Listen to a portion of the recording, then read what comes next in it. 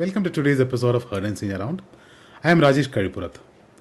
This is my take on macroeconomic and geoeconomic data points, which I find interesting. I hope you enjoy watching it as much as I enjoyed curating it. Cheers. The market is rational, except when people are involved. The plan was perfect until it met the people executing it. The economy is doing well, depending on which part you can afford. My boss encourages initiative, as long as it looks exactly like his idea. They introduced a portal. The problem now has a login. Heat isn't just uncomfortable, it's economically expensive. The data is blunt. Hotter countries tend to produce less per worker, and El Nino is about to turn up the thermostat again. With temperatures potentially breaching record levels, this isn't just about weather, it's about output, crops, and inflation all getting squeezed at once. For India, the real risk isn't just the heat waves, it's disrupted monsoons. That's agriculture, food prices, and rural demand all in the firing line. Globally, this becomes a quite tax on growth. Less productivity, more volatility. India's airport story is scaling fast. Capacity has doubled in a decade, private players are expanding, and traffic is booming. On paper, it looks like a smooth takeoff. But zoom in, profitability is still struggling. Many major airports are seeing earnings pressure despite rising passenger numbers. Why? Heavy capex, regulated tariffs, and the classic infrastructure problem: you build first, monetize later. There's also a structural shift. Private firms now dominate key airports, while the share of purely domestic traffic is slowly declining as international travel picks up.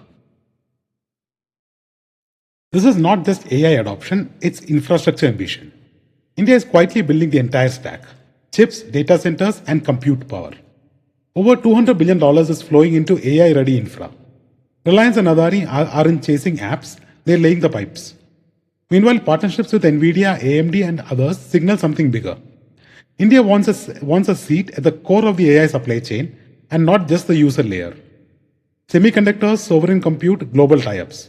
This is long cycle capital with strategic intent.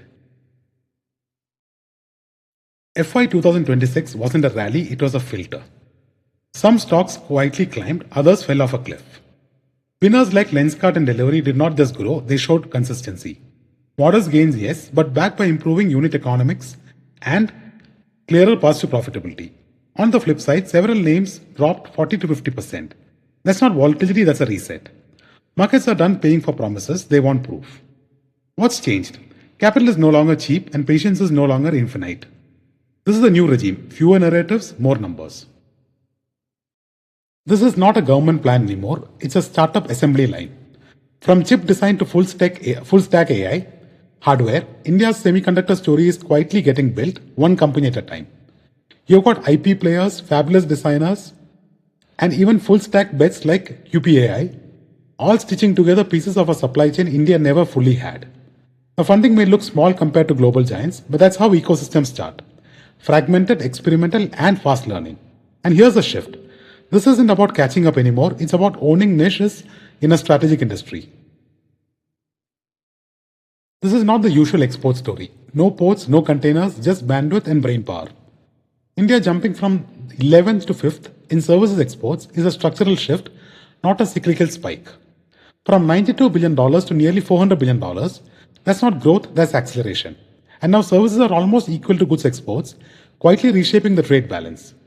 What's changed? It's no longer just IT. Business services and finance are stepping up, making the export basket deeper and far more resilient.